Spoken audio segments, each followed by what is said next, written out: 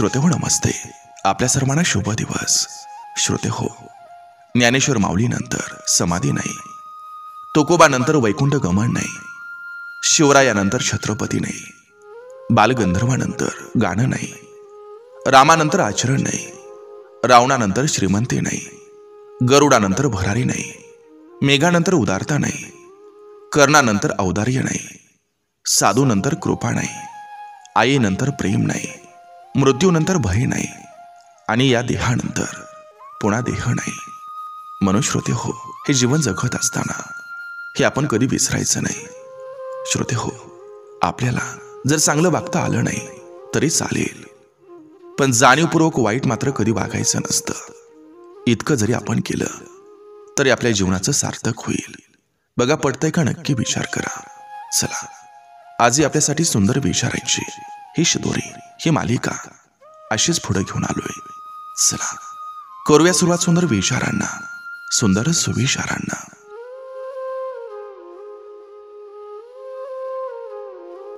ज्यांना आपलं समजून आपण मन मोकळं करतो तीच लोक आपल्याला परकेपणानं वागवत असतात. आपण ज्यांचं भलं करायला बघतो नंतर तीच लोक आपल्या विरोधात जायला लागतात. माणसाची सर्वात मोठी संपत्ती ही त्याचे संस्कार असतात.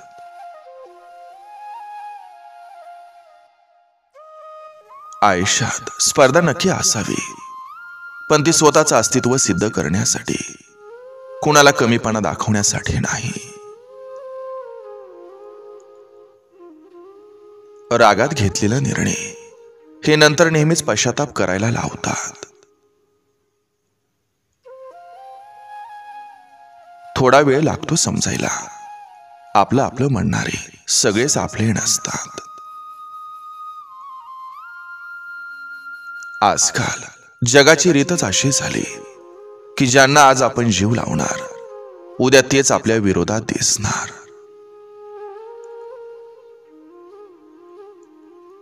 प्रेमाच्या नावाखाली समोरच्या व्यक्तीला आपल्या मनासारखं आपल्या तालावर नाचवणं हे अजिबात योग्य नसतं.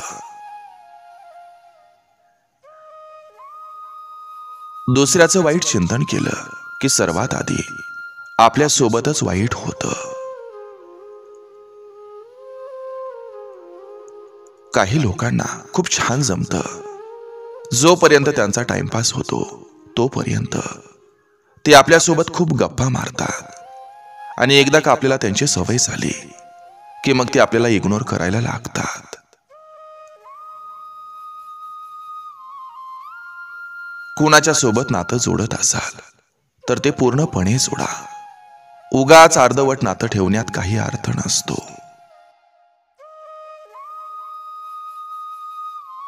माणसाचा राग वर्षानुवर्षे जपलेली नाती ही क्षणात तोडू शकतो. त्यामुळे रागात नेहमी स्वतःवर नियंत्रण ठेवता यावं, नाहीतर शेवटी एकटंच राहावं लागतं. प्रत्येक वेळेस भावना व्यक्त करता येत नसतात. कधी कधी न बोलताही त्या समजायला हव्यात.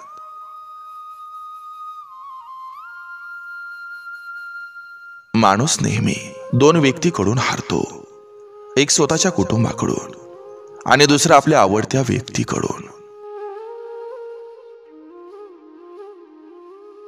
नातं जबरदस्तीनं नाही तर जबाबदारीने सांभाळता आलं पाहिजे.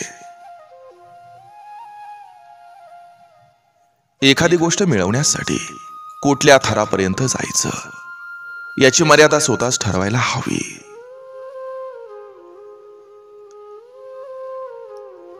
सर्व सारख्या दिसतात काडीपेटीतल्या काड्या, पण काहींनी दिवं पेटवलं तर काहींनी खरं. माणसामध्येही असंच तर दिसतं.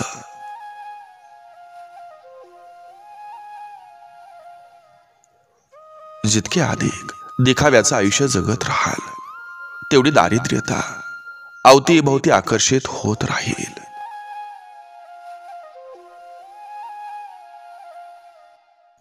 आपल्या साध्या सरळ वागण्यामुळं माणसं आपल्यालाच कमी समजत आहेत. काही माणसं तर आपल्या चांगुलपणाचा फायदा घेत आहेत. खरं तर खेळणी बनली होती खेळण्यासाठी, पण इथं तर लोकांना माणसांच्या भावनांशीच खेळायला जास्त आवडते.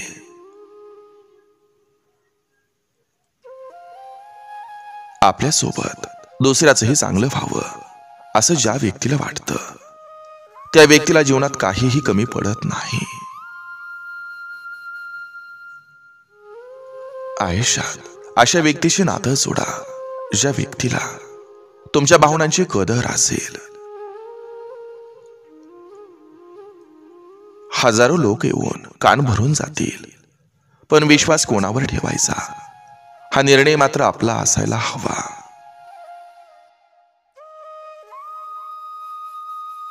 या जगात खऱ्याला जास्त त्रास आहे.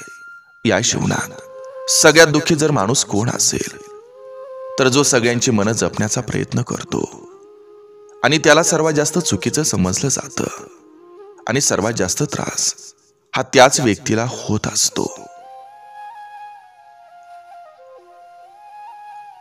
हसण्याची इच्छा नसली तरी हसावं लागतं.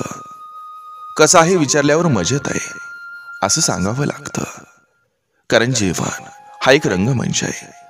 इथं प्रत्येकाला नाटक करावं लागतं. लोकांना आजकाल गरज पडली की गुळापेक्षा जास्त गोड बोलतात, आणि गरज संपली की सुईपेक्षा जास्त टोचून बोलतात.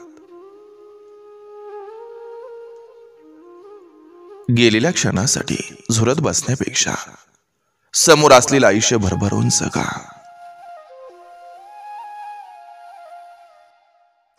जगणं हे समाजाला दाखवण्यासाठी नसावं, तर स्वतःला आनंद देण्यासाठी असावं. कोणाचं काहीही न ऐकणारा व्यक्ती जेव्हा एखाद्या व्यक्तीच्या सगळ्या गोष्टी ऐकतो, त्याच्यासाठी माघार घेतो, समजून घेतो, त्याला खुश ठेवण्यासाठी प्रयत्न करतो, तेव्हा तो त्या व्यक्तीशी हृदयापासून कनेक्ट झालेला असतो. ते त्याचं प्रेम असतं. आठवण एकाला आली तर मन दुसऱ्याचं भरून यावं. नातं असं असावं की दुराव्यातही काळजात उरून राहावं.